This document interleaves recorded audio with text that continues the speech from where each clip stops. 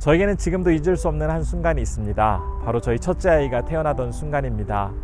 고이 잠들어 있는 아이의 모습을 보면서 이제 나도 아빠가 된다라는 그러한 설렘과 함께 새로운 생명이 태어난다라는 것이 참으로 신비롭고 놀랍다라는 사실을 깨달을 수 있었기 때문입니다.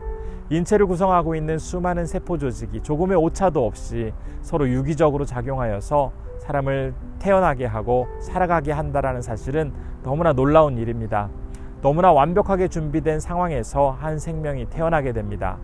하나님께서 흙으로 만드신 아담과 하와를 보시며 너무나 흡족해 하셨는데, 아마도 제가 저희 첫째 아이를 보면서 바라보았던 그런 많은 기쁨과 신비로움이 하나님께서도 그런 마음을 인간 창조하시고 나서 느끼시지 않았을까 생각이 됩니다.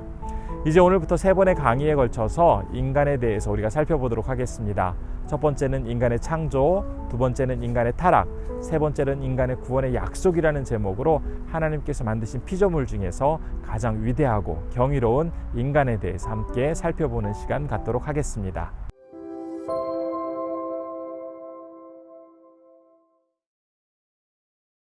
반갑습니다. 오늘 이 시간에는 저와 우리 성도님들이 너무나 아주 실제적으로 관련되어 있는 인간에 대해서 배워보는 시간이 되겠습니다. 우리가 어떤 존재인지, 그리고 어떻게 살아야 하는지에 대해서 보다 깊이 이해할 수 있는 시간을 마련하려고 합니다. 우선 인간의 기원에 대해서 우리가 살펴보려고 하는데, 성경은 인간의 기원에 대해서 뭐라고 말하고 있을까요? 바로 성경은 하나님께서 직접 인간을 창조하셨다라고 밝히고 있습니다. 특별히 인간은 하나님의 형상으로 지음받은 존재다라고 밝히고 있는데, 그렇기 때문에 인간 창조는 하나님의 창조 사역에 있어서 최고의 절정이다라고 말할 수 있겠습니다. 두 번째로는 우리가 인간 창조의 목적에 대해서 살펴보도록 하겠습니다. 우리가 이것을 이해하기 위해서는 이사야서 43장 7절의 말씀을 먼저 읽어보도록 하겠습니다. 내 이름으로 불려지는 모든 자, 곧 내가 내 영광을 위하여 창조한 자를 오게 하라. 그를 내가 지었고 그를 내가 만들었느니라. 지금 이 말씀에서 하나님께서 인간을 만드신 목적에 대해서 당신의 영광을 위해서 지으셨다라고 분명하게 밝히고 있습니다. 따라서 우리는 하나님을 영화롭게 하고 하나님을 기뻐하며 살아가는 것이 창조 목적에 따라서 그 창조 목적을 충족해드리며 살아가는 삶입니다. 그렇게 될 때 우리 인간은 가장 행복하고 아름다운 모습으로 살아갈 수가 있겠습니다. 우리가 하나님을 영화롭게 하며 살아가는 그 방법, 그것이 무엇이냐면 바로 하나님을 기뻐하며 만족하며 살아가는 자세입니다. 하나님을 더 많이 알기 위해서 힘쓰고 하나님에 대해서 더 깊이 경험하기 위해서 우리가 간절히 사모하는 마음을 갖게 될 때에 진정으로 우리는 더욱더 하나님을 기뻐할 수 있고 하나님으로 인해서 만족하는 삶을 살아갈 수가 있게 되겠습니다. 세 번째로는 인간 창조의 특징입니다. 첫 번째로는 삼위일체 하나님께서 서로 협의하여 창조하셨다는 특징이 있습니다. 창세기 1장 26절의 말씀을 제가 한번 읽어드리겠습니다. 하나님이 이르시되 우리의 형상을 따라 우리의 모양대로 우리가 사람을 만들고 그들로 바다의 물고기와 하늘의 새와 가축과 온 땅과 땅에 기는 모든 것을 다스리게 하자 하시고, 지금 이 말씀은 하나님께서 인간을 창조하시기 전에 하나님의 형상을 따라 하나님의 모양대로 사람을 만들어서 그들로 하여금 다른 피조물들을 다스리도록 하게 하자고 협의하는 그러한 내용이 기록되어 있는 말씀입니다. 인간을 어떤 모습으로 만들지, 만들어진 인간에게 어떤 일을 맡길지 하나님께서 미리 계획하시면서 함께 협의하는 그런 과정이 있었음을 우리는 알 수가 있습니다. 반면에 다른 피조물들은 이런 계획이 기록되어 있지 않습니다.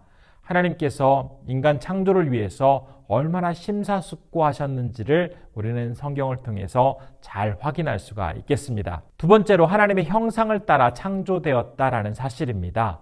다른 피조물들은 하나님께서 임의대로 하나님의 계획을 따라서 만드셨지만 사람은 유일하게 하나님의 형상을 따라서 하나님의 모양대로 창조하셨다라고 기록을 합니다. 인간의 모습 속에 바로 하나님을 닮은 면이 존재하고 있다는 사실입니다. 세 번째로는 하나님께서 직접 빚으시어 창조하셨다입니다. 창세기 2장 7절은 이렇게 기록하고 있습니다. 여호와 하나님이 땅의 흙으로 사람을 지으시고 생기를 그 코에 불어넣으시니 사람이 생명이 되니라. 다른 피조물들은 하나님께서 말씀으로 창조하셨지만 사람은 흙으로 빚으시고 그 코에 생기를 불어넣어 만드셨다라고 기록을 하고 있습니다. 다른 피조물들은 간접적인 사역으로 만드셨다면 인간은 직접적인 사역으로 창조하셨기 때문에 더 존귀한 존재임에 틀림이 없습니다. 네 번째로 인간은 영혼과 육체의 두 부분으로 구성되어 있는 특징을 지니고 있습니다. 인간은 물질적인 요소인 흙과 영적인 요소인 생기가 합쳐져서 존재하게 되었습니다. 흙으로 만들어진 상태가 인간의 완성이 아닌 그 코에 생기를 불어넣은 순간 생명, 즉 살아있는 인간 인격체가 되었습니다. 그에 비해서 천사는 하나님의 사역을 위해서 부활하신 예수님께서 보여주셨던 그 거룩한 형태의 육체를 입고 나타나긴 하지만 주로 영적으로 존재하는 영적인 존재입니다. 또한 동물이나 식물은 영혼을 가지고 있지 않은 채 물질적인 요소로만 구성되어 있습니다. 이렇게 본다면 피조물 중에서 육체와 영혼을 가지고 있는 그런 존재는 오직 인간뿐임을 우리는 알 수가 있겠습니다. 다섯 번째 인간 창조의 특징은 고귀한 존재로 창조되었다라는 사실입니다. 하나님의 형상을 따라 창조된 인간은 창조됨과 동시에 모든 피조물들을 다스릴 수 있는, 관리할 수 있는 역할을 맡게 되었습니다. 이런 이유 때문에 인간은 다른 피조물에 비해서 특별하고 우월한 존재로 지음받았다라는 사실을 우리가 잘 알 수가 있겠습니다.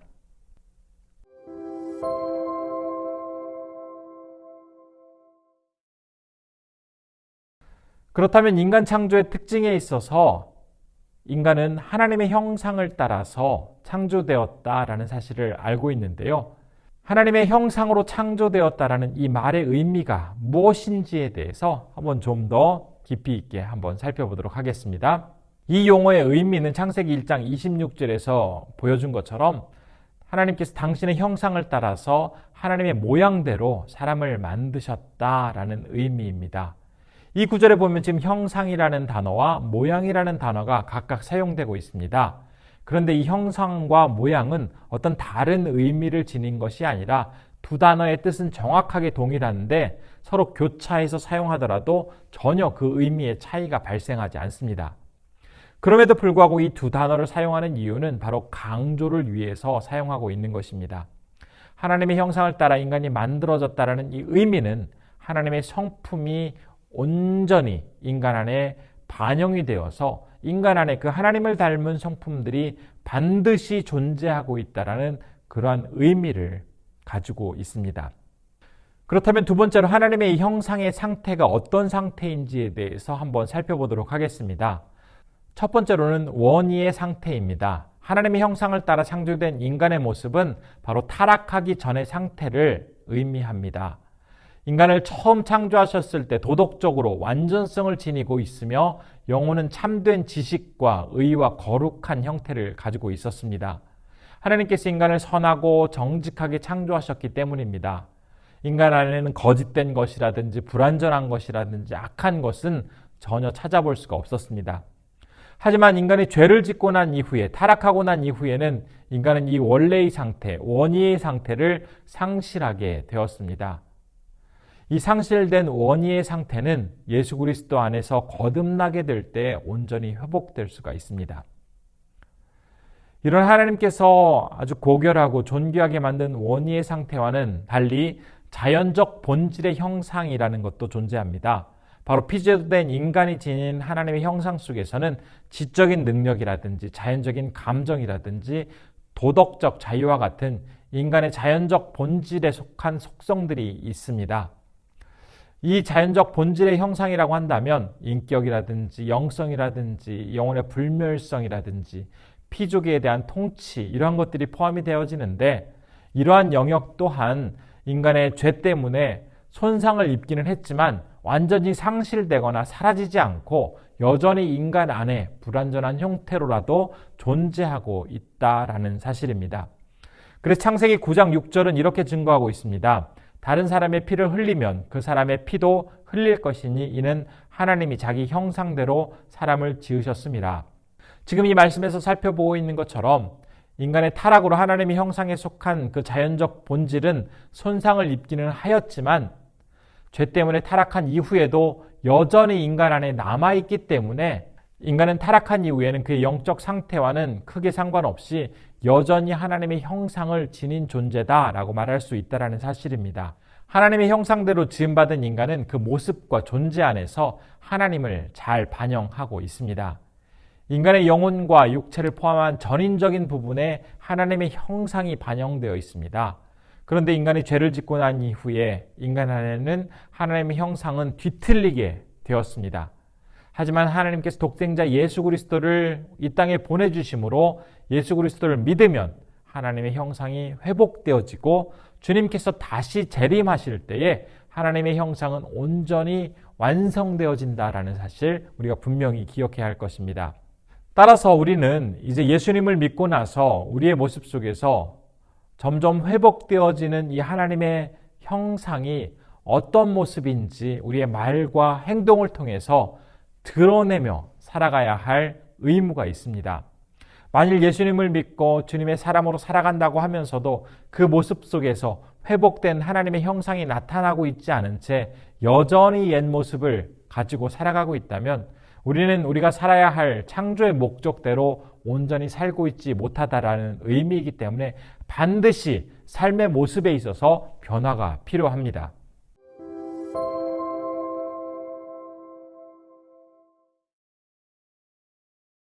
이처럼 하나님의 형상을 따라 지음받은 인간에게 그러면 과연 하나님을 닮은 구체적인 모습들은 어떻게 나타나게 되는지 한번 몇 가지로 우리가 나누어 보도록 하겠습니다.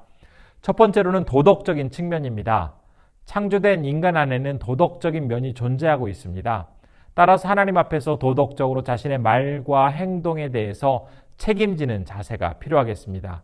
무엇이 옳은지 무엇이 잘못된 것인지를 분명히 판단할 수 있는 기준을 가지고 하나님 앞에서 부끄러움 없는 그런 삶과 행동을 하도록 하여야 할 것입니다. 두 번째로는 영적인 측면입니다. 인간은 영적인 존재이기 때문에 영이신 하나님과 교제할 수가 있습니다. 우리가 그래서 기도를 통해서 하나님과 대화할 수 있고 또한 말씀을 통해서 더욱더 하나님의 뜻을 분별할 수 있는 능력이 우리에게 있습니다. 이것이 가능한 이유는 바로 인간이 영적인 측면을 가지고 있기 때문입니다. 세 번째로는 정신적인 측면입니다. 인간은 이성적인 존재이기 때문에 인간이 가지고 있는 그런 지능을 통해서 아주 적극적인 생각을 할 수가 있습니다. 또한 자기의 의지나 욕구를 구체적으로 실행에 옮길 수 있는 그러한 능력도 가지고 있습니다. 인간의 이러한 사고 과정을 통해서 나타나는 이 정신적인 측면 역시 창조주 하나님의 형상을 닮은 부분입니다. 이 정신적인 측면에는 사고력이라든지 의식이라든지 창조성과 같은 그런 많은 능력이 포함이 되어지는데 이런 능력을 나타낼 수 있는 것 바로 인간의 정신적인 측면 속에서도 하나님의 형상과 하나님의 능력을 온전히 담고 있기 때문에 가능하다라는 사실입니다. 네 번째로는 관계적인 측면입니다. 하나님께서 인간을 창조하셨을 때 만물을 다스리는 권한을 부여해 주셨습니다. 그리고 하나님께서 인간을 만드실 때 남자와 여자가 있도록 하심으로 그들이 한 몸을 이루어 가정을 이루게 하셨습니다. 또한 믿음의 사람들이 함께 모여서 교회를 이루도록 하셨습니다. 이처럼 인간은 사물과의 관계뿐만 아니라 사람과 사람의 관계에 있어서도 결코 이 관계를 떠나서는 살아갈 수 없도록 창조하셨다라는 사실입니다. 그런데 가만히 살펴보면 삼위일체 하나님께서도 관계 속에서 사역을 계획하시고 진행해 오셨습니다. 인간을 만드실 때도 이 삼위일체 하나님께서 서로 협의하셨던 것처럼 관계 속에서 하나님께서 계시기 때문에 우리 인간 또한 관계를 떠나서는 전혀 살아갈 수가 없겠습니다. 다섯 번째로는 육체적인 측면입니다. 인간의 육체는 하나님께서 창조하신 다른 측면을 담아내기 위해 가장 적합한 구조로 만들어졌습니다. 육체를 지닌 인간은 그래서 만물을 다스릴 수 있는 권한을 구체적으로 이제 실행할 수가 있게 되었습니다. 또한 인간의 육체는 예수님께서 다시 오실 때에 주님께서 부활 후에 입으셨던 그런 영광스러운 모습으로 변하게 됩니다. 육체를 지닌 인간은 만물을 다스릴 수 있는 권한을 구체적으로 이제 실행할 수가 있습니다. 비록 우리 인간이 가지고 있는 육체는 연약하고 또 병들고 쉽게 지치지만 예수님께서 다시 오실 때는 주님께서 부활하셨을 때 보여주셨던 그 영광스러운 모습으로 우리 또한 우리의 육체가 변화하게 됩니다. 하나님의 창조 원리에 따라 지음받은 인간의 육체 또한 그분의 형상을 잘 반영하고 있다는 사실입니다.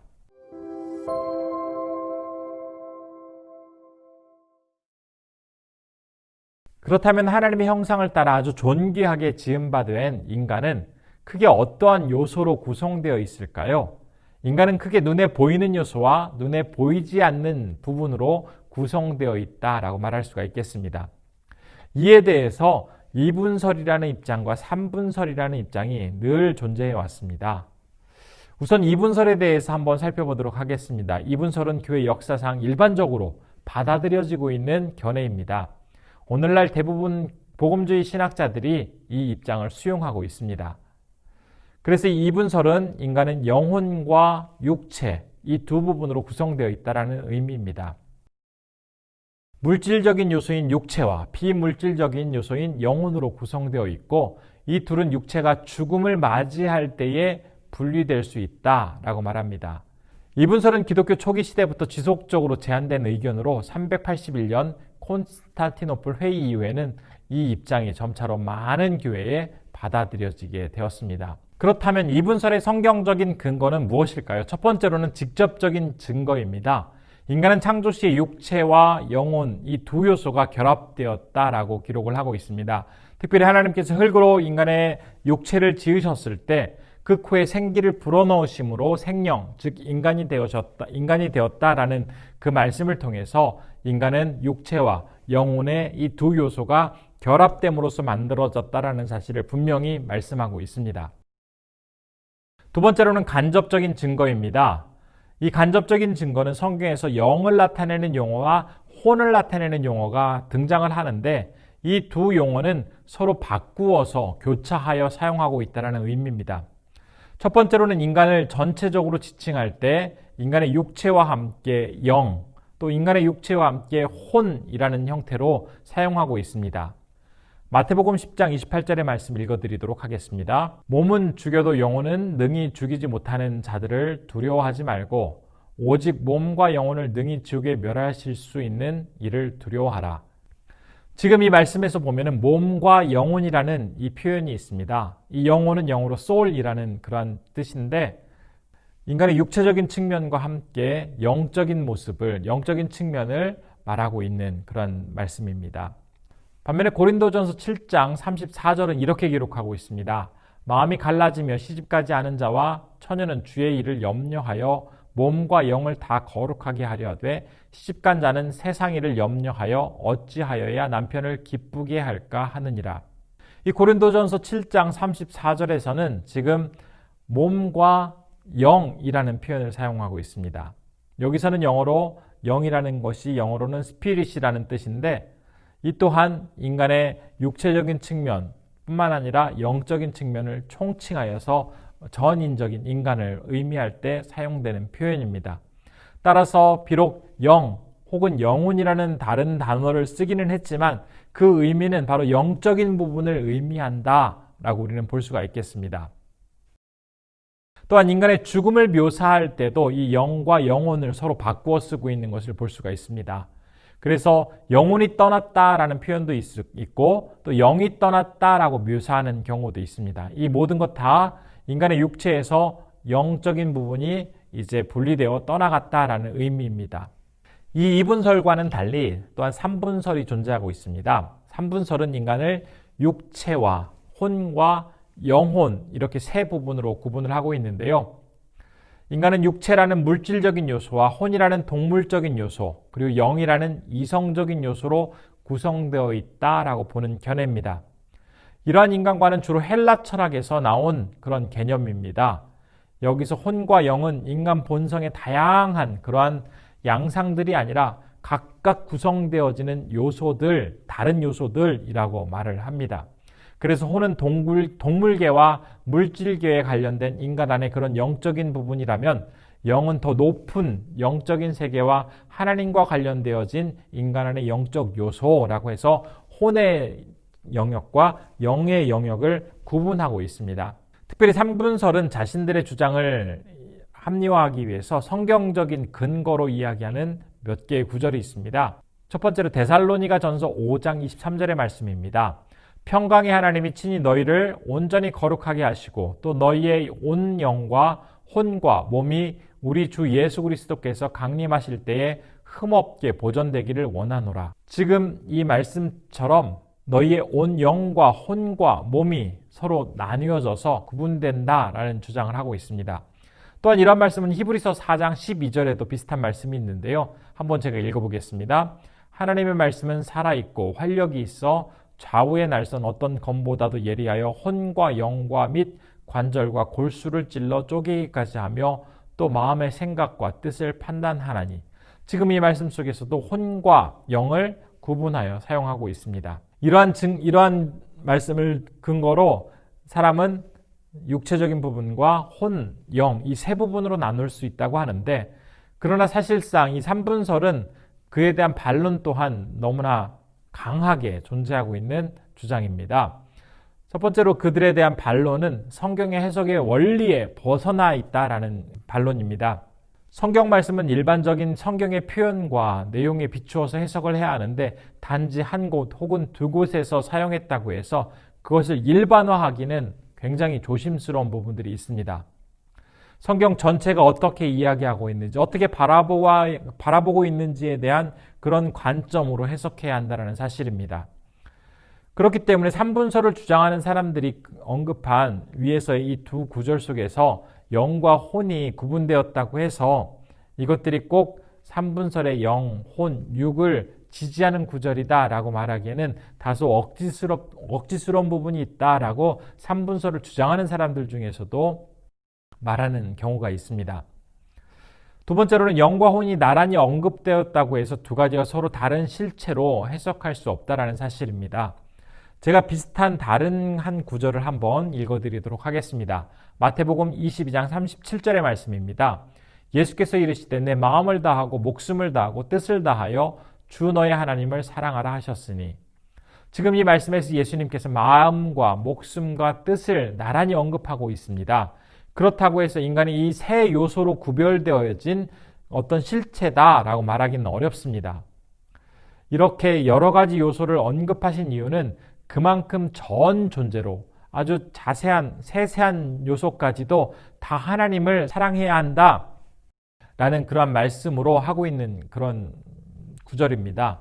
이것처럼 혼과 영을 나란히 언급한다고 해서 이것이 서로 다른 어떤 존재가 아니라 보이지 않는 전 존재로 우리가 받아들이는 것이 더 온전한 해석이 되겠습니다.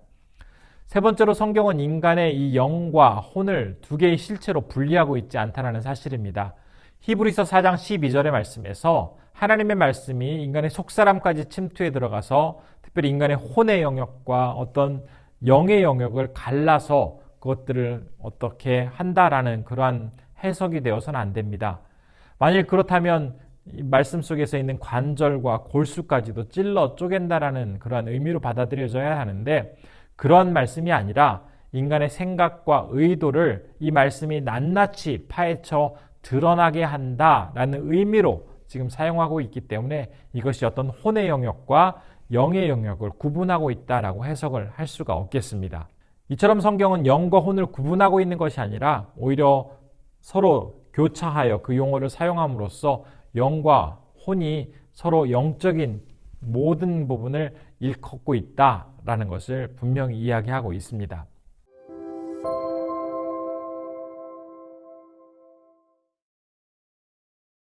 이번 시간 우리는 인간의 창조에 대해서 살펴보면서 하나님의 형상으로 지음받은 인간이 얼마나 소중하고 가치 있는 존재인지에 대해서 알게 되었습니다.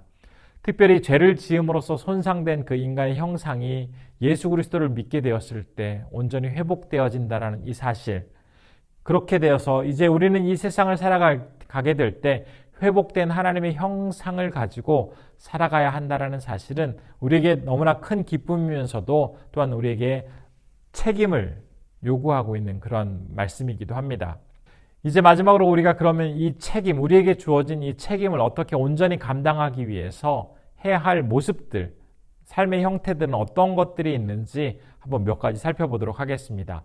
첫 번째로는 우리의 내면이 하나님의 형상을 반영하며 살아가야 한다입니다.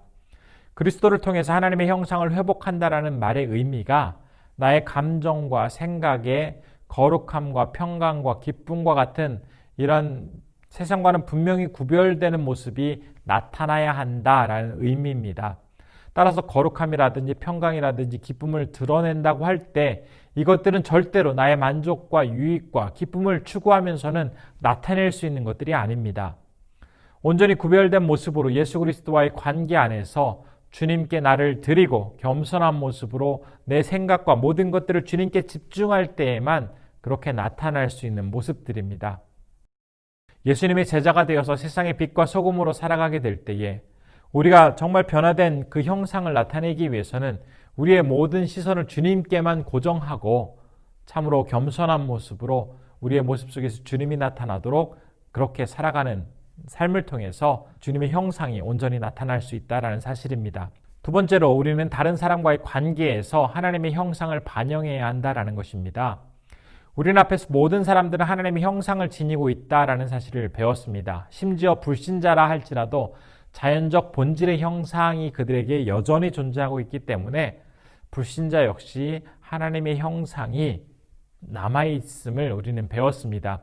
하나님께서 사람을 창조하실 때부터 남자와 여자를 만드시고 서로 관계를 맺어서 가정을 이루도록 하셨습니다.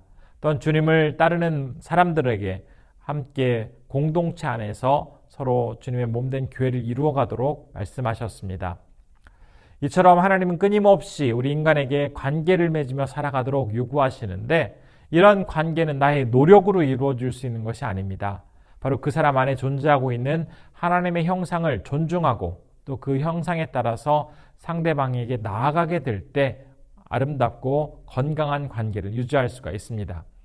특별히 나의 모습을 통해서 드러나는 하나님의 형상이 그 사람에게 선한 영향력을 미칠 수 있도록 겸손하게 나아가게 될 때 더욱더 아름다운 관계를 유지할 수가 있겠습니다. 가정에서 부부간에라든지 부모 자식 간에라든지 또 사회의 모든 관계 속에서 상대방으로부터 하나님의 형상을 발견하고 또한 나에게 나타나는 하나님의 형상이 그에게 선한 영향력을 미칠 수 있도록 그렇게 살아가는 자세가 아주 건강한 관계를 유지할 수 있도록 도와줄 것입니다. 세 번째로는 문화 안에 하나님의 형상이 반영되도록 해야 한다는 사실입니다. 인간은 타락하게 되면서 하나님의 법 아래서 살아가던 모든 인간의 문화까지도 다 인간의 자율의 의지에 따라서 살아가게 되는 결과로 변질되게 되었습니다. 하나님의 법 아래에서 살아가게 될 때는 생육하고 번성하고 땅에 충만하라는 이 문화 명령을 지키면서 하나님께 영광 돌리면서 살아갔지만 이렇게 인간이 타락한 이후에는 하나님에 대한 모독과 우상 숭배와 자신의 쾌락만을 추구하며 인간 중심의 문화를 만들어가고 있습니다. 타락한 인간이 만들어가고 있는 이 문화 안에 하나님의 형상을 회복한 자들이 어떻게 구별된 모습으로 다시 하나님의 법 아래에서 유지되어지는 이 문화 명령을 회복하고 만들어갈 것인지를 보여주는 자세가 필요합니다. 따라서 이 하나님의 형상을 지닌 자들이 다시 한번 온전하고 건강하고 하나님이 기뻐하시는 문화를 만들어내는 것 또한 굉장히 중요한 해야 할 일인 것을 우리는 알 수가 있습니다. 이제 오늘 배운 내용을 한번 정리해 보도록 하겠습니다. 인간은 다른 피조물과 비교할 때 아주 특별하게 하나님의 형상을 따라 지은 바 된 존재다라는 사실을 배웠습니다. 인간의 창조 사역에 있어서 하나님께서는 하나님의 형상을 따라 지었기 때문에 가장 최고의 절정의 사역이 바로 인간 창조다라는 사실을 우리가 알게 되었을 때 너무나 기쁘고 감격스럽지 않을 수 없습니다. 하나님께서 인간을 창조하신 목적, 그것은 바로 당신의 영광을 위해서 인간을 지으셨기 때문에 우리는 하나님을 영화롭게 하며 우리를 지으신 목적대로 살아가게 될 때 그것이 하나님께는 가장 기쁨이 되어드리고 우리 또한 가장 행복한 삶이 될 수 있다는 사실 또한 깨닫게 되었습니다. 하나님의 형상에 대해서 우리가 공부할 때에는 원의의 상태를 배웠는데 그것은 바로 인간이 타락하기 이전의 상태로서 거짓된 것이나 불완전한 것이나 악한 것이 전혀 없는 그런 상태였지만 인간이 타락함으로써 이 원의의 상태는 상실되게 되었고 이것이 다시 회복될 수 있는 유일한 방법은 예수 그리스도 안에서 거듭나게 될 때 이 원의의 형상이 회복될 수 있다라는 것을 우리가 알게 되었습니다. 또한 인간 안에는 원의의 형상과 함께 자연적 본질의 형상이 존재한다라는 사실 또한 나누어 보았습니다. 이 자연적 본질의 형상이라고 한다면 지적인 능력이라든지 자연적인 감정이라든지 어떤 도덕적인 자유와 같은 요소들로서 비록 타락함으로써 손상은 입었지만 여전히 인간 안에 남아있는 하나님의 형상들입니다. 우리가 이제 하나님의 형상에 대해서 또 인간의 창조에 대해서 함께 공부하면서 다시 한번 인간을 더욱더 깊이 있게 다른 사람에 대해서 우리가 어떤 마음으로 나가야 하는지에 대해서 살펴보았습니다. 이 시간을 통해서 우리가 인간의 분명한 목적과 나아가야 할 방향에 대해서 다시 한번 온전히 설정하고 그 방향으로 겸손하게 주님과 동행하며 나아가게 될 때 우리가 진정 하나님의 창조의 원리에 따라서 하나님을 기쁘게 해드리며 나아갈 수 있는 아주 소중한 한 분 한 분들이 되실 줄로 믿고 기대해 봅니다. 감사합니다.